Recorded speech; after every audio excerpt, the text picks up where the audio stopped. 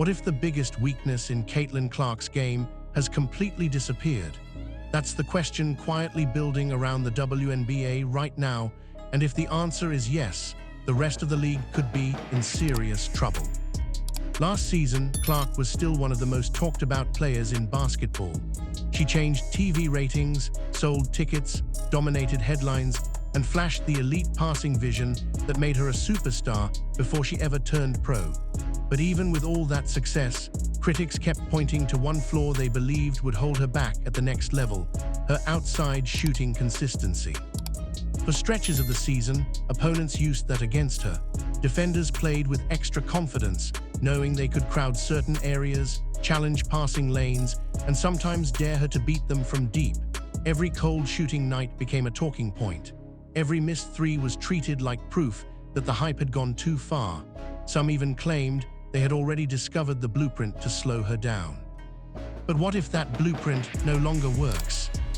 After months away from the spotlight, Clark reportedly spent the offseason doing what elite players always do when doubted, working in silence. Instead of responding to noise, she focused on mechanics, conditioning, and sharpening the smallest details of her game. The kind of details casual fans never notice until it's too late. And that's where this gets dangerous. Because Clark was already a nightmare matchup without perfect shooting, her court vision bends defenses, her confidence changes momentum, her range forces attention the moment she crosses half court. If you add a more efficient jumper to that package, defenders lose the one comfort they thought they had. Now every screen becomes more threatening, every possession becomes more stressful, every mistake becomes more expensive. This season may not just be about Caitlin Clark improving. It may be about the entire league realizing the version they struggled with last year was only the unfinished model. And if that's true, everything is about to change. For all the highlights, no-look passes, logo range confidence, and game-changing attention Caitlin Clark brought into the league, one statistic followed her everywhere last season. No matter how many assists she created or how many defenses she bent out of shape, critics kept returning to the same number: her three-point percentage. It became the easiest argument against her. Whenever Clark had a cold shooting night, doubters pointed to it as proof that the hype had gone too far. If she missed a few deep shots early, social media instantly lit up. Commentators questioned whether her college dominance could truly translate. Opposing fans claimed the pros had exposed her. One stat became the centerpiece of every debate. And that mattered because Clark's identity has always been tied to fearless shooting. She built her reputation by pulling up from distances most players wouldn't even consider. Defenders were forced to pick her up near half court. Crowds expected magic every time she crossed the logo. So when the percentages dipped, critics treated it like a much bigger problem than it really was. To them, it wasn't just a slump, it was evidence that the foundation of her game had cracks. Opponents understood this too. Many teams were comfortable living with contested threes if it meant limiting her passing lanes and transition chaos. They knew Clark could hurt them in 10 different ways, so if one area looked inconsistent, they were going to test it relentlessly. Some defenders sagged slightly, others crowded teammates and dared her to become a volume shooter under pressure. Every miss gave them more confidence. But raw percentages rarely tell the full story. They don't show defensive attention, they don't show rushed end-of-clock attempts, they don't show how many shots came from deep range with defenders flying out. They don't show the physical toll of a long rookie season while carrying massive expectations. Numbers matter, but context matters more. Still, the league saw enough to believe there was a formula: make Clark work, pressure the shot, force efficiency questions, repeat it every night. That's why this season feels so important. Because if the one number critics leaned on starts climbing, the conversation changes overnight. The easiest weakness to mention disappears. The confidence defenses played with vanishes. And the same stat once used to doubt her could become the exact stat that proves she has leveled up. What looked like a flaw last season may end up being the warning sign nobody understood in time. Once Caitlin Clark entered the league, Opposing teams knew they couldn't guard her like a normal rookie.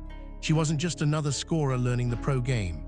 She was a player who could control tempo, stretch defenses with deep range, and create shots for teammates from almost anywhere on the floor. That meant coaches had to build entire game plans around slowing her down. And they attacked one thing first: her rhythm. Clark is at her most dangerous when she plays freely and instinctively. When she gets into a flow, the game speeds up for everyone else while somehow slowing down for her.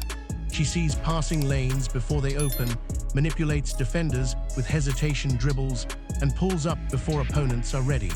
So defenses made it a mission to disrupt that comfort from the opening tip. Many teams picked her up early, sometimes near half court, forcing her to work before the offense even began. Others trapped aggressively off screens, trying to get the ball out of her hands and make someone else initiate. Bigger defenders leaned on her physically, while quicker guards tried to pressure every dribble.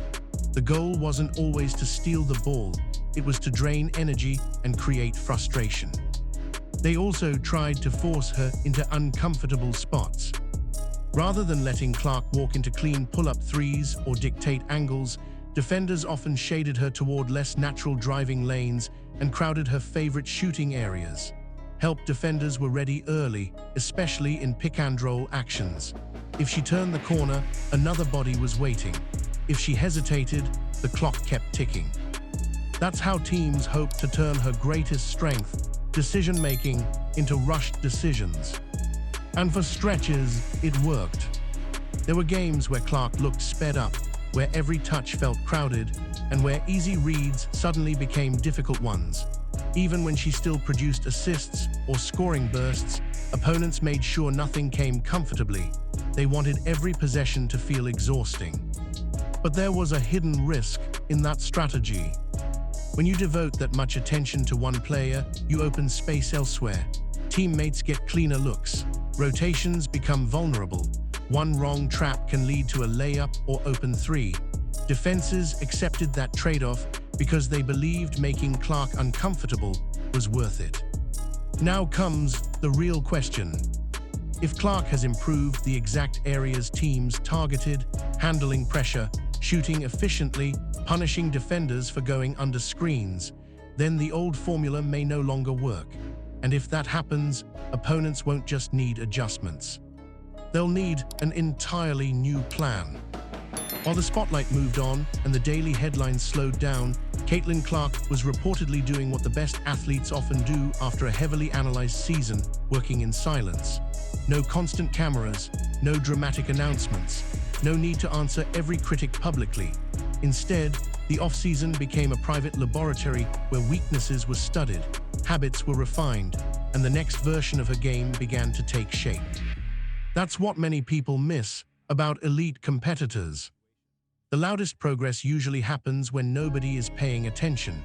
Fans see game nights, interviews, and highlight clips, but they rarely see the months of repetitive work that create those moments.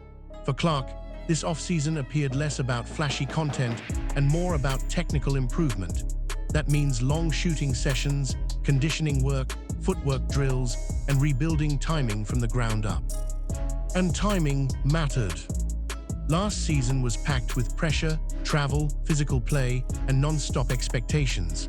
Jumping from the college spotlight directly into the pro game leaves little room to reset. An off-season finally gives a player space to slow everything down, evaluate what worked, and attack what didn't. For Clark, that may have been the most valuable part of all. Reports and speculation around her training focused on mechanics, cleaner balance, faster release points, better lower body alignment, stronger movement into pull-up shots, more comfort shooting off either direction. These details sound small, but in basketball, tiny changes can create massive results. One cleaner step can create more separation. One smoother release can turn a contested look into an open field shot. There was also the physical side. Strength, recovery, stamina, and durability often separate good players from dominant ones over a long season. Clark already had the skill and confidence, but adding another layer of strength and endurance could make her even more dangerous late in games and deep into the schedule. Most importantly, the off-season gave her distance from the noise. Every missed shot, every debate, every exaggerated headline from last year became fuel. Great players rarely need public motivation. They store it quietly and answer later through performance. That's why this period matters so much. The version fans saw last season may not be the version returning now. If Clark used these months to sharpen the exact areas critics attacked, then the league may soon realize it was studying old film on a player who has already evolved. And sometimes the scariest upgrade is the one nobody fully noticed until opening night. If Caitlin Clark's shooting has truly taken a leap, then this is far bigger than one player improving a stat line. It changes the entire way defenses have to survive against her. Last season, opponents could at least convince themselves there was one area they could test, whether she would consistently punish them from deep night after night. If that doubt disappears, the chessboard changes immediately. Because Clark was already dangerous before any shooting jump. She already had elite vision, rare passing creativity, and the ability to control tempo like a veteran. She could generate open looks for teammates out of almost nothing. She could push in transition, manipulate defenders with her eyes, and turn broken possessions into quality offense. Most players need scoring gravity first before unlocking playmaking lanes. Clark already had playmaking gravity without perfect shooting efficiency. Now imagine adding both at once. If defenders must press up tightly beyond the arc, passing lanes open behind them. If they chase over screens harder, driving lanes widen. If help defenders step up too soon, rollers and corner shooters become available. Every inch defenders give away becomes valuable against someone who processes the floor this quickly. That's why the jumper matters more than points alone. Even if Clark hits only 3 or 4 deep shots in a game, the threat of those shots affects every possession. Defenders can't relax when she crosses half court. Bigs can't sit deep in drop coverage comfortably. Guards can't duck under screens and recover late. Coaches can't use last year's spacing formulas because the risk is suddenly too high. And there's a psychological layer too. When teams believe they've found a weakness, they defend with confidence. When that weakness disappears, hesitation creeps in. One made 3 becomes 2. One extra step toward her opens a pass behind the defense. Once uncertainty enters the scouting report, Clark becomes even harder to contain. This also changes late-game situations. Close games often come down to who can create efficient offense under pressure. A player who can hit from deep, force traps, and instantly find open teammates becomes almost impossible to scheme against in crunch time. That's where stars separate themselves. So this isn't just about a prettier shooting percentage. It's about geometry, pressure, confidence, spacing, and control. It's about taking a player who already bent defenses and giving her an even stronger tool to break them completely. And if that version of Clark is real, the rest of the league won't just be guarding a scorer. They'll be guarding a problem with no easy answer. If Caitlin Clark's shooting improvement is real, then the Indiana Fever offense may be on the verge of a massive jump. This isn't just about Clark scoring more points. It's about what happens to every other player on the floor when defenders can no longer cheat, sag off, or gamble against her range. That's where things become dangerous. Last season, Indiana already showed flashes of becoming a fast, creative, high-pressure offense whenever Clark found rhythm. Her passing alone created easy baskets, quick-hitting transition chances, and open looks that many teams struggled to stop. Even when her jumper wasn't falling consistently, defenses still had to respect her enough to stay alert. Now imagine that respect turning into fear. If opponents must guard Clark tightly the moment she crosses half court, the floor instantly stretches. Defenders can't crowd the paint as aggressively. Help rotations arrive later. Passing windows become wider. That means players cutting to the rim get cleaner lanes, shooters in the corners get more space, and screen actions become far harder to contain. The biggest winner could be the pick-and-roll game. Clark already has elite timing when using screens. She knows when to attack, when to hit the roller, and when to skip the ball to the weak side.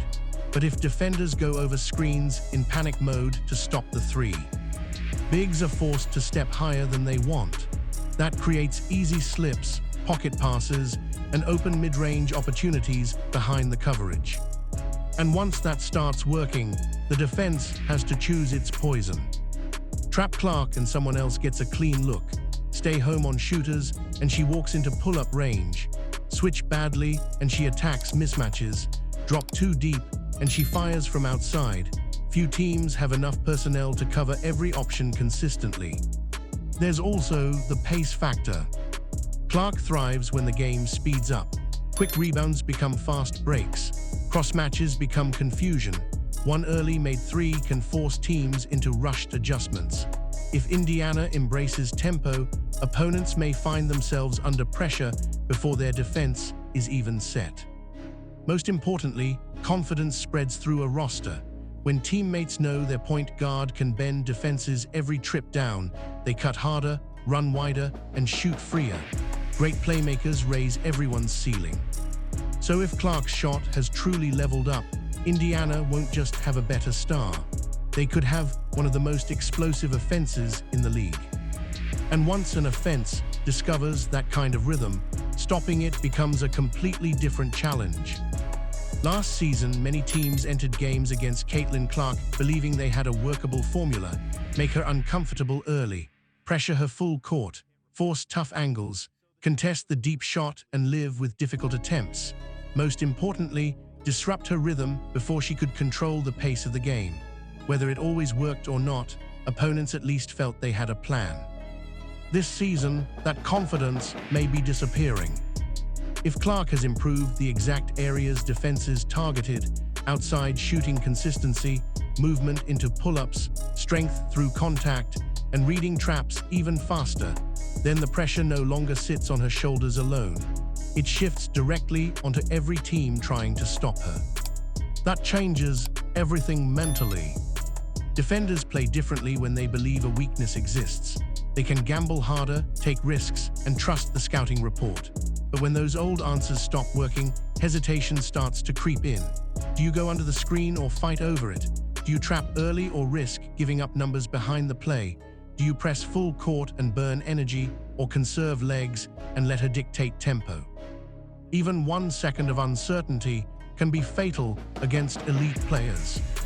Clark doesn't need huge windows, she only needs small cracks in coverage. If defenders hesitate on a switch, she finds the mismatch. If the help rotates late, she threads the pass. If they overreact to her shooting, she attacks the lane. Great offensive engines punish indecision faster than mistakes. And now coaches face the same problem. Last year's film may no longer matter the same way. Defensive schemes built around forcing certain shots or pushing her into uncomfortable areas could become outdated. That means staffs must adjust in real time, often during games, against one of the smartest playmakers in basketball. That is not where coaches want to be. There's also the emotional pressure of expectations. Every team knows games against Clark draw more attention, bigger crowds, and louder media reaction. A bad defensive night against her becomes national conversation. A dominant performance by her becomes another headline. So opponents aren't just trying to win anymore, they're trying to avoid becoming the next example. That burden adds up over a season. Because once a star reaches the point where defenses fear being wrong more than they trust their own strategy, control begins to shift. And if Clark has truly reached that level, then teams won't be asking how to slow her down. They'll be asking how to survive 4 quarters against her. If Caitlin Clark truly made the leap many people believe she has, then the expectations surrounding her are about to reach another level entirely. Last season, there was still room for patience. She was a rookie adjusting to a faster, stronger, more physical league while carrying unmatched attention from day one. Every mistake could be explained as part of the learning curve. That grace period is now over. This season, people will expect results. Fans won't just want highlights anymore. They'll want wins. They won't just celebrate logo threes and flashy assists. They'll expect efficiency, consistency, and control. Fair or unfair, That is what happens when a star proves they belong. Once the league sees your talent, the conversation changes from potential to production. And Clark may feel that pressure from every direction. Supporters will expect MVP-level numbers. Analysts will track every shooting percentage and turnover total. Opposing fans will celebrate every off night. Media debates will explode after each big performance or tough loss. Every hot streak will be called a statement. Every slump will be treated like a crisis. That is the reality of modern superstardom. But with Clark, the spotlight is even bigger. She isn't just being judged as a young point guard. She is being treated as a face of the league, a ratings mover, and a symbol of the WNBA's new era. That means expectations won't stop at personal success. Many people will tie Indiana's record, attendance, and playoff hopes directly to her name. That creates a difficult challenge. To meet elite expectations, a player must improve while also handling non-stop noise. They have to perform through travel, physical defenses, pressure-packed arenas, and endless commentary after every game. Some talented players struggle under that weight. Others grow stronger because of it. And that may be where Clark becomes most dangerous. The same confidence that made her fearless in college still appears to be there. She has never looked intimidated by big stages or loud critics. In many cases, doubt seems to sharpen her focus. If that mentality remains, rising pressure may not slow her down, it may fuel her. There's also the team factor.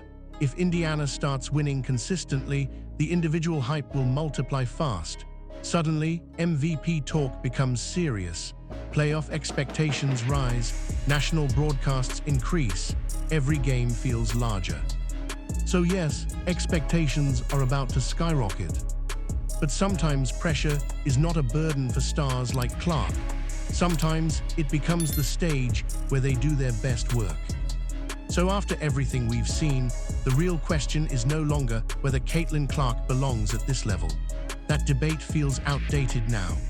The bigger question is whether the WNBA is prepared for what happens if an already elite playmaker returns as a more complete, more efficient, and more dangerous version of herself. Because Clark was never just a scorer. Even during stretches when the shot wasn't falling consistently, she still bent defenses with her passing, pace, and ability to create offense out of chaos. She could speed games up, force rotations, and generate open looks few players in the world can see. That alone made her one of the league's most impactful players.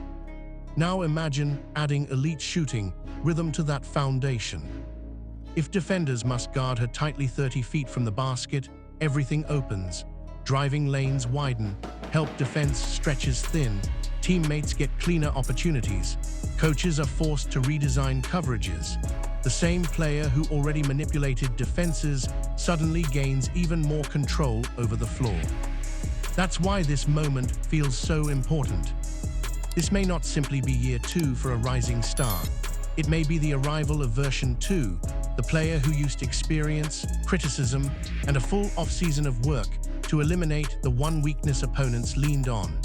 And when great players remove their biggest flaw, the jump can happen fast. Of course, nothing is guaranteed. The league is too talented, too physical, and too competitive for easy predictions. Defenders will adjust. Coaches will test new schemes. There will be tough nights, cold stretches, and moments of adversity. That's part of every superstar journey. But the warning signs for opponents are already there. Clark has the confidence, the vision, the range, and now potentially the refinement to match. Indiana has more talent around her. Expectations are rising. Attention is growing. And if the Fever find chemistry early, momentum could build quickly. That's what makes this season so fascinating. We may be watching the point where hype turns into dominance, where flashes become consistency, and where a player who already changed the conversation begins changing the standings too. So is the league ready for version 2? Because if this upgraded Caitlin Clark is real, then last season was only the introduction, and the rest of the WNBA may be about to meet the finished product.